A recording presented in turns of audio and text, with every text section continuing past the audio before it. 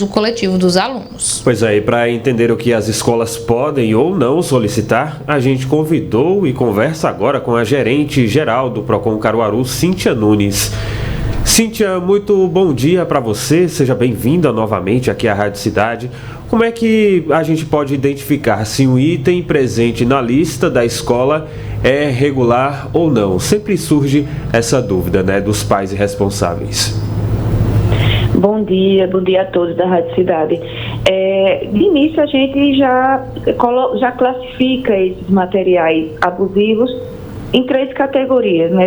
Os materiais coletivos, de limpeza e materiais de escritório. Esses são itens que não podem ser solicitados, tendo em vista que não têm a finalidade de ser utilizado pelo aluno para o seu desenvolvimento individual, o seu desenvolvimento didático-pedagógico. As escolas também não podem solicitar, não podem exigir marca, não podem impor marca, nem também condicionar a aquisição a qualquer estabelecimento comercial. Então, qualquer dessas imposições ou esses itens, eles são vetados por lei, e o consumidor que se deparar com a lista de material que tenha essas características deve denunciar o Procon. Bom, Cíntia, no caso daquelas pessoas que têm mais de um filho matriculado na mesma instituição, a lista ela pode ser diferente? Pode variar, por exemplo, de sala para sala, de demanda para demanda? Pode haver sim essa diferenciação, porque a lista de material escolar, ela justamente, ela deve acompanhar o cronograma de desenvolvimento pedagógico daquele aluno. Então, o aluno que está numa série não vai ter, muito provavelmente não vai ter as mesmas atividades, as mesmas matérias que o aluno que esteja em outra série. Então, provavelmente vai haver sim uma diferenciação de uma série para outra. Porém, em algumas circunstâncias, é muito comum a gente ver quem tem mais de um filho reaproveitar o material para o filho mais novo. Às vezes tem um material que sobra, e lembrando que sobrando material a escola deve devolver até o 15º dia após o fim do ano letivo.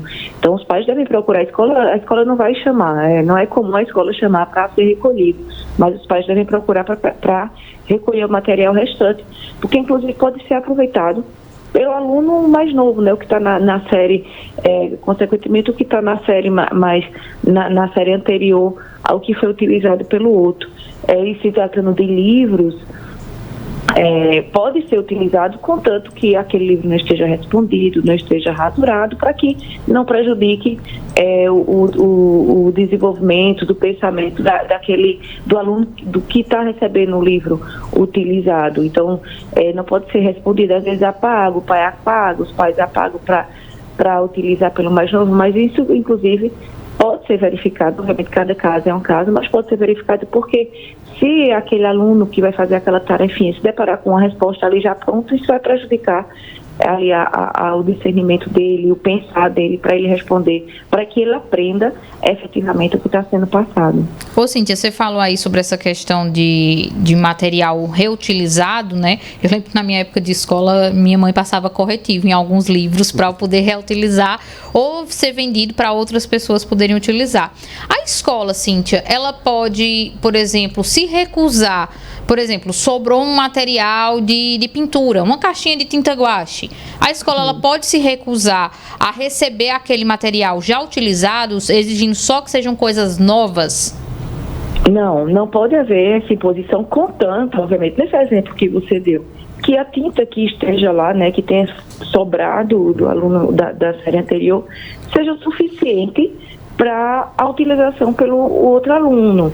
Então, há como, inclusive, ponderar isso, porque se sobrou bastante, vamos dizer, o primeiro aluno utilizou pouquinho, então porque provavelmente o outro também vai utilizar pouquinho. Então, é preciso analisar cada caso, mas em algumas circunstâncias, aliás, em todas as circunstâncias, os pais responsáveis devem identificar se aquele material reutilizado vai trazer para o seu filho, que nós queremos o melhor para nossos filhos, né, trazer para o seu filho, para o aluno que está ali estudando, o melhor desenvolvimento daquela atividade.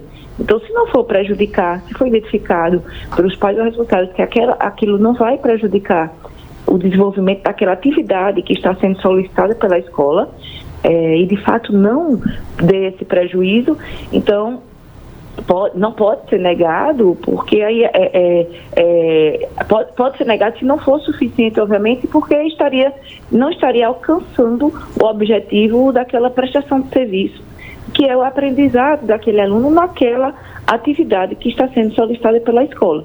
Então, há necessidade de, obviamente, ponderar essa questão aí, essa questão da quinta classe, como você falou, a questão de livros também, que é comum passar corretivo, mas aí isso pode, se não trouxer nenhum prejuízo ao aprendizado do aluno, não pode ser negado.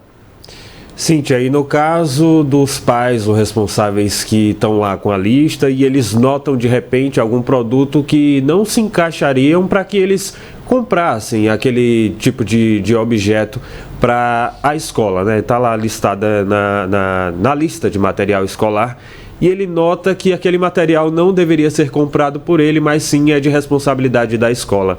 O que é que ele deve fazer? Ele deve comunicar à escola, deve procurar o órgão como o PROCON? Como é que deve ser esse procedimento? Inicialmente deve procurar a escola, porque essa lista de material ela é preparada a partir de todo um cronograma de plano de aula, né? Todo um plano de aula que é feito para as atividades que serão feitas. Por isso são exigidos aqueles materiais. A escola já tem um programa de aula, né? Um plano de aula que tem essa noção da utilização. Por que está solicitando aquilo? Há a necessidade de se justificar por que está sendo solicitado aquele produto, aquele item. Mas aí, se ainda assim restar dúvidas, os pais, os responsáveis podem entrar em contato com o PROCON, nos encaminhar a lista, para que seja verificado se enquadra em qualquer das hipóteses. Por exemplo, há escolas que pedem aquele lápis piloto para quadro branco. Aquilo ali é totalmente proibido, porque ali não é utilizado pelo aluno, ali é um material da escola, é uma obrigação da escola. E os pais, os responsáveis, eles já pagam a mensalidade da escola, que incluído nesse valor, já está todo o material para que a escola exerça sua atividade, para que a escola preste seus serviços, e aquele quadro branco já está ali incluso. Então, estaria sendo solicitado 2 vezes aos pais, estaria sendo cobrado na mensalidade e cobrado na lista de material.